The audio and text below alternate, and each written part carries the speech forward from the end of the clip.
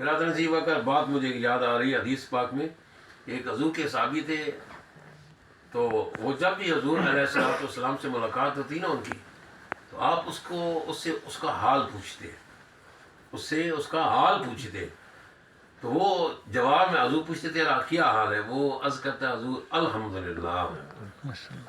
وہ عرض کرتا حضور الحمدللہ، تو حضور جواب میں دعا دیتے اللہ تعالیٰ تمہیں ہمیشہ خیریت کے ساتھ رکھے،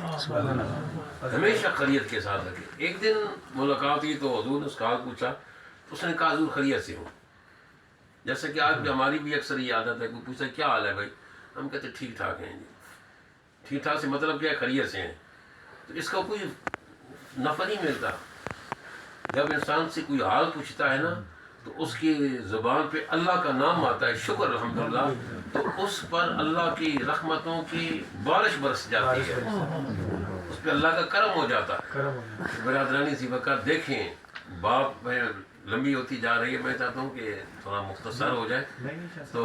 برادرانی سی وقت دیکھیں، ایک بہت بڑے بادشاہ گزرے ہیں، بہت بڑے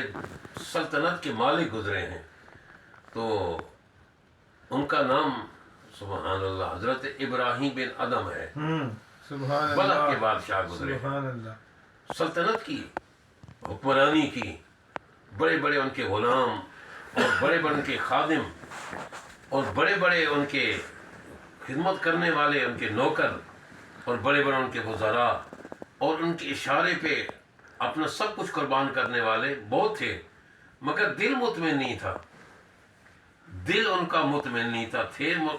حکمران مگر دل ان کا مطمئن نہیں تھا، اور تخت کے مالک تھے، تخت پہ بیٹھتے تھے مگر دل کو راحت نہیں ملتی تھی۔ ایک دن وہ اپنے بستر پہ لیٹے، رات کے وقت اپنے بستر پہ لیٹے، اور جب انسان تھوڑا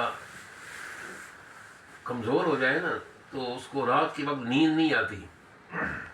اس کا دل سوتا نہیں ہے، کیا کہتا ہے وہ، اس کو سکون نہیں ملتا، وہ بیچارے کو گولیاں کھانی پڑتی ہیں، دوائی کھانی پڑتی ہے کہ مجھے نیند آ جائے۔ تو اللہ کا قرآن کہہ رہا ہے کہ نیند اس میں، گولیوں میں نہیں ہے، آرام اس میں نہیں ہے، آرام کس میں ہے، سکون کس میں، اللہ کے ذکر میں ہے۔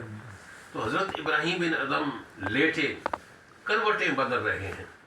پہلو بدل رہے ہیں، کروٹیں بدل رہے ہیں کہ مجھے نیند آ جائے، مجھے نیند آ جائے، مگر نیند تو کوسوں دور تھی۔ ان کے محل کی چھت پر کسی کے اس طرح چلنے کی آواز آئی، ٹھک ٹھک کی آواز آئی، وہ اپنے اس مکان سے، کمرے سے باہر نکلے،